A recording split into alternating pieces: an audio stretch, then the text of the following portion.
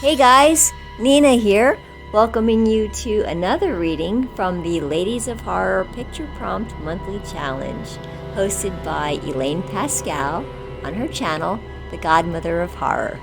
If you'd like to read along or read previously published pieces, please visit spreadingthewritersword.com or ladiesofhorror.com. In the meanwhile, enjoy the reading.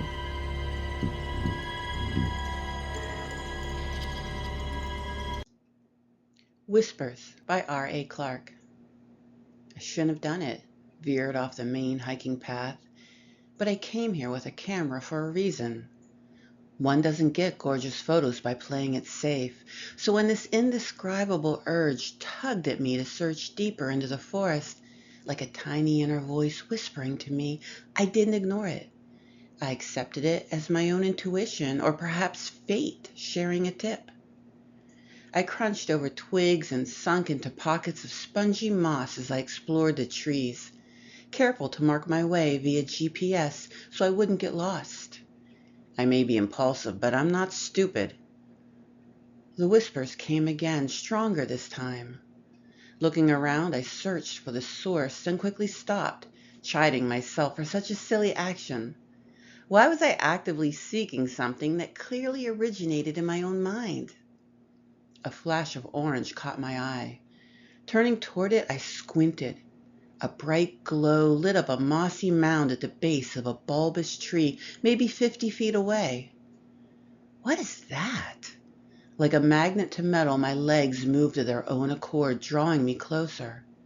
The whispers grew chaotic in my head, then stopped the minute I laid eyes on the source of that mysterious light. I froze, staring, as the quiet of the forest enveloped me.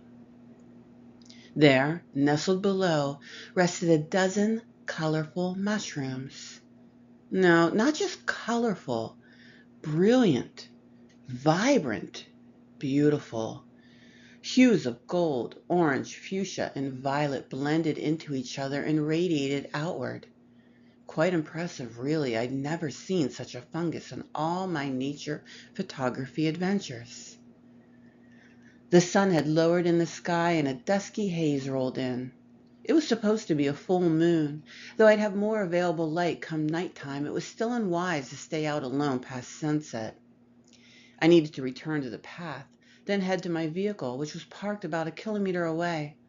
But there was enough time to sneak a few photos. I took a knee in front of the wee mushroom patch. No way was I not documenting this find. A thrill coursed through me as I pointed my camera, focused the lens, and clicked. Have I just discovered a new species?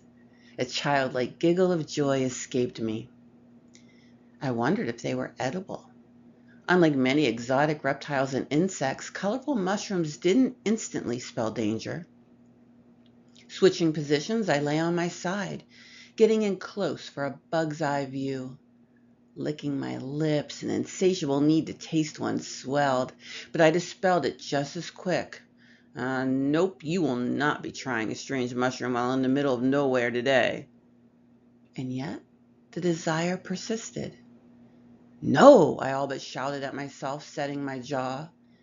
But if I shouldn't eat it, surely I could at least touch it and feel its rubbery-looking texture. I dropped my backpack, digging through the pockets until I found a plastic bag inside my travel med kit. Even better, I'll take a sample home as proof. Maybe submit it for a study somewhere. Someone will want to learn more about this mushroom if it's a new species.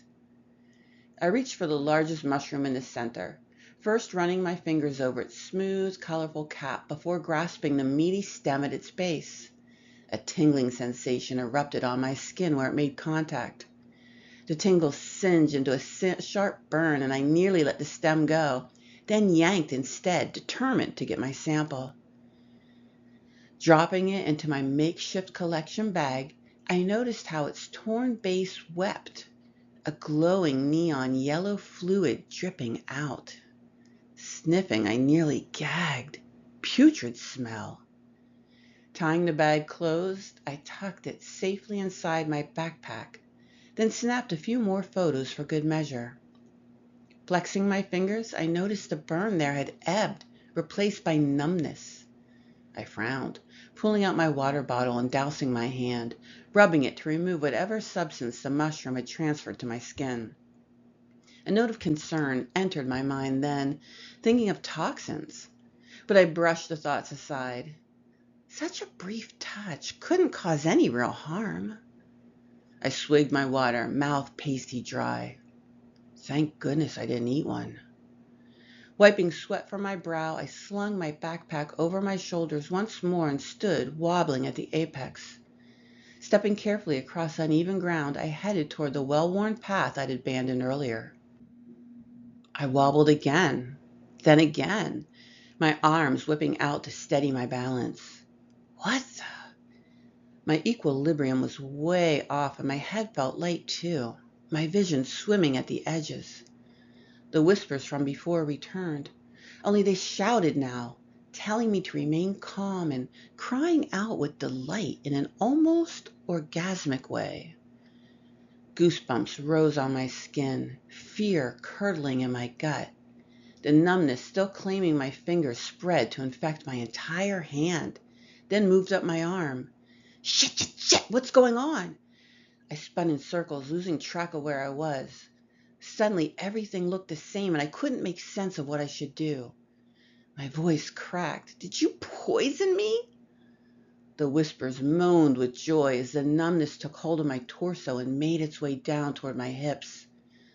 A strange sound reached my ears like friction, and when I looked down at my bare limbs, coarse fur grew from every follicle in my skin at a terrifying speed.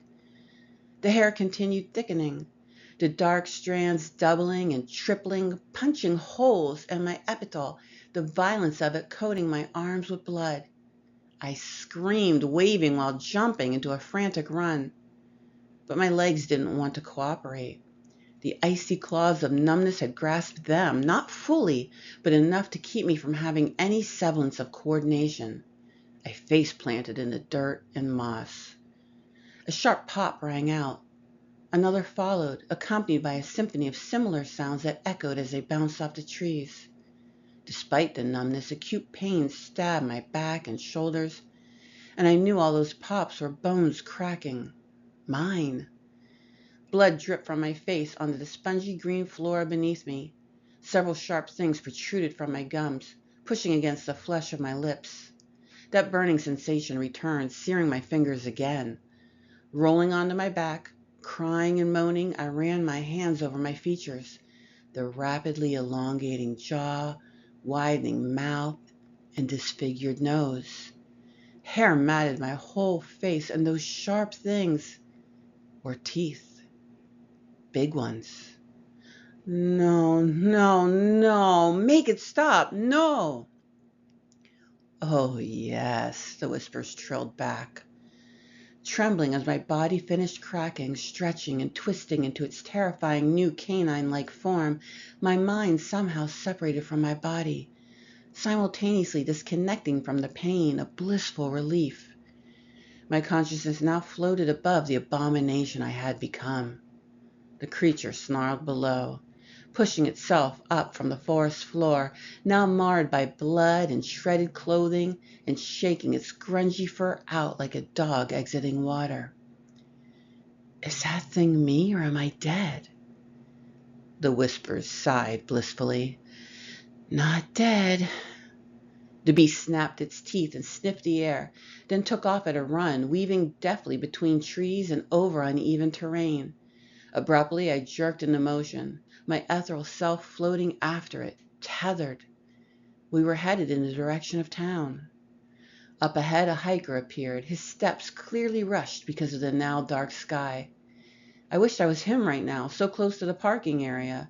If only I hadn't been lured in by those damn mushrooms. That's exactly what they'd done, wasn't it? Lured me. The whispers, the urges, the glowing. It should be impossible, all of it. Maybe it's all just a horrible nightmare.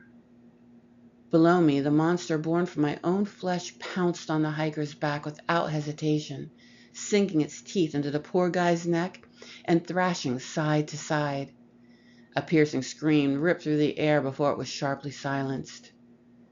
No, I didn't wish to be that hiker now.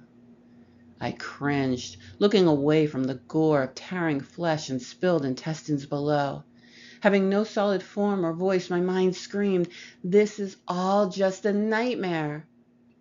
The beast looked up, its molten irises finding me with unsettling ease. Not a dream. We're one now.